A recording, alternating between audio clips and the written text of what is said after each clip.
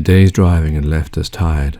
We pulled up in the Greer's car into a motel and slept on the top of the bed together. I looked over at the boy as he slept near my arm, his eyes shut tightly, his nose breathing in and out. He looked like a smooth statue. I wondered how an innocent as him had taken what he must have seen. Should such a beauty see such horrors in this life, and his father snatched away from him, leaving him in the clutches of people like the Greers? How can a son be at peace whilst his father is away? I placed my hand on his firm head of hair.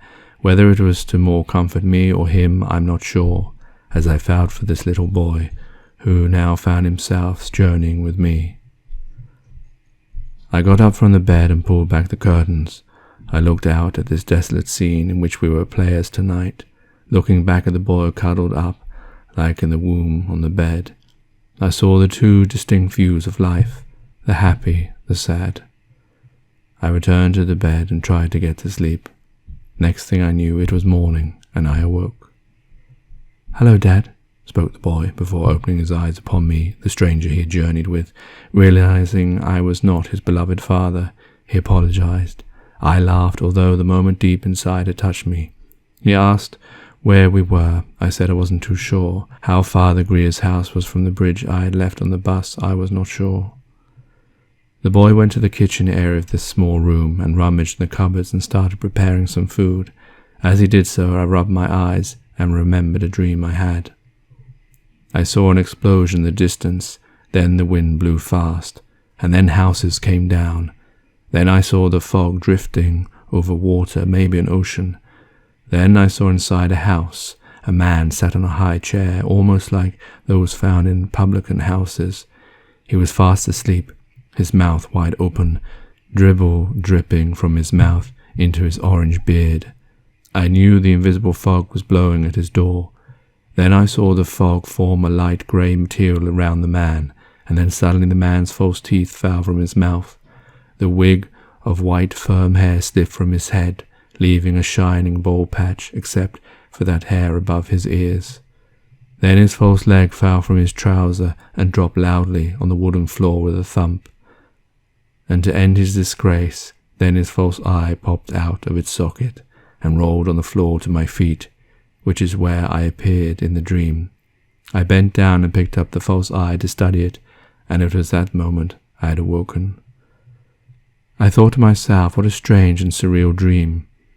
At least, though, it was better than the horrible dreams I had about the Overgate's Jenny and the things I had witnessed. But I wondered, could this dream have some kind of meaning? Maybe it was a collection of things I had seen to do with the effects that the fog causes. I thought of it no more, and tucked into the eggs and tomatoes the boy had prepared. Jason and I went through some of the rooms in order to find ourselves some new clothes, which we managed to find and put on, after having a shower to clean of some of the filth we had picked up at the Greer's house. We found a van outside the motel and drove in this instead of the Greer's car, not wanting me or the boy to think any more of what had occurred there, including the horrific death of Edward Greer. We travelled through a lot of little roads, but none of them seemed familiar. We drove all night and stopped the car when it was too dark to see. The van's lights not working, the boy slept fully stretched out on the back seat, while I got out and leaned on the bonnet, the wind blowing through my hair. I placed my hand upon my face, which was met with a brush-like facial hair that had been allowed to grow. I sat there looking to the trees to my left, the stars above me. It was amazing to me that man could still find such beauty, that such beauty could still exist. What a waste, I thought, all this beauty on such cruel creatures as mankind, who mostly take for granted their lot, do as they please, foregoing any kind of conscience of their actions. Yet I knew, for the few good ones, that was which this paradise on earth was meant. The night fell, the dawn rose, and the morning was upon us. The car chugged away as smoke left a trail of our existence, and we were once again on our journey. The boy recognized the set of streets. He did not think it was the same city where I had left the bus, where his father had been kidnapped, but it was close, he felt. One particular house got him excited. He said that his grandmother lived there. I thought it a good idea to go there. There I should leave the boy while I alone tried to find his father. At least in her company he would not feel strange. I stopped the car outside the house. I went to knock on the door. The boy said, "Don't worry, the key's under the mat. That's where she doesn't forget where she puts it." Not a very safe place, I felt, but maybe now it's the safest place it could be. We went inside. I looked downstairs, filled the kettle up in the dingy kitchen, plates with old food on them, and put it on the stove, littered with a box of matches left open. The boy, meanwhile, was upstairs looking for his grandmother. He came running down, a piece of paper in his hand. He waved it frantically at me as the kettle began to whistle. The note read, "Dear Daniel," his father's name, "I found your grandmother unwell and have taken her to the nearby St. Mary's Hospital, where they are looking after the sick now." I turned the steaming kettle off, and we left the kitchen, the house, and back into the car we drove up the road, looking for this hospital for the sick. After about an hour searching, we found the hospital. We drove into the gravel grounds to the wide entrance, opening the double doors of this old-looking building with its fine architecture and minute carvings, and went inside. Instantly we were hit by the sharp smell of chlorine. There was a lot of coughing and screaming. A lady was being sick in a sink which looked full up. These were those who were maybe like me, slowly dying from the radiation poisoning that the fog brought with it. Even I had noticed myself. I had started to sniffle and had a sore throat. The boy ran off despite my attempts to hold on to his hand. I investigated. There seemed to be far more patients than doctors. I think I only saw 3 men in white coats. One of them was operating behind a curtain on some poor man who lay as still as a ghost. Maybe his heart had ceased.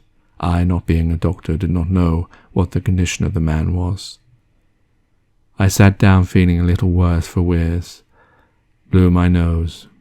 A few minutes later or so I thought the boy came running back, but it was at least a full 30 minutes. I must have slept. I looked at the boy's face. It appeared as if he had been crying. Dry tears stained his pure face. He sat by my side and remained silent. The lights in the corridor faded for a few seconds, and then came on bright again. Turning over to the second generator, perhaps. I looked at the boy. I asked him, "What was wrong?" He did not answer me, so I repeated the question again.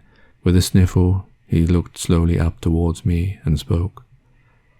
"I found Gran. She's upstairs, first room to the left, cubicle 5C.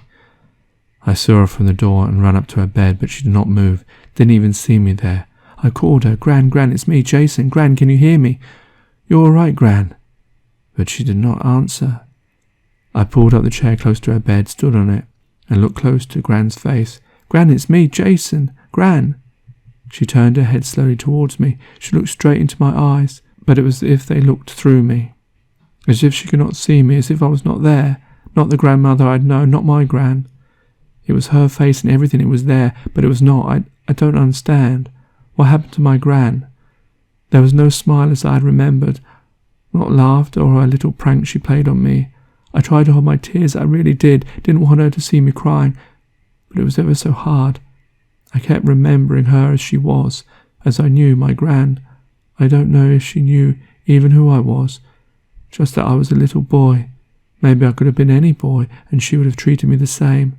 I want my Gran back, mister. I want her back. I don't want her like this. It'd be better she's dead." The boy could hold his tears no longer, and his tears burst out. "Don't say that. You know, Jason, when we get older, we sometimes lose our faculties. We, as it were, sometimes revert like a baby. We forget things. We need help, love, comfort, and care, like when our parents, like your dad, does for you now." "Like a circle meeting the same end." "Yeah, I guess so. Too often parents look after their children when the child can do nothing for itself. Even an old person still can do some things, so the favour never quite returned. It's your duty to love them as they loved you. It's only fair." "I know, mister, but I miss her. She didn't used to be like this. I just want her back like that. We used to love. She used to make me laugh. It was fun. Now she doesn't even talk, just stares." The boy took my hand to meet his gran. When we got to cubicle 5C, we found 3 white-coated doctors there. We pushed our way through to find a more senior doctor, his hands on the boy's grandmother's chest, pushing down frantically with all his force. The boy walked up close and pulled the doctor's arm away. The doctor looked down at the boy and stopped trying to make the old woman's heart beat again. I was amazed at the maturity of this situation, but I wondered whether he was doing it because he didn't want to see his gran suffer, or that he didn't want to see her as she had now become. The boy turned around, and his face, despite his strong posture, was like the matter that makes the heart, tears streaming like oceans down his face, like a tap turned full on. I bent down, pulled him towards me, and hugged him close, as his warm tears and sniffly nose rubbed against my neck. Man must do so many things that require of him a greater strength than really lives within the walls of his weak heart, and a child not grown a man must suffer even more of this.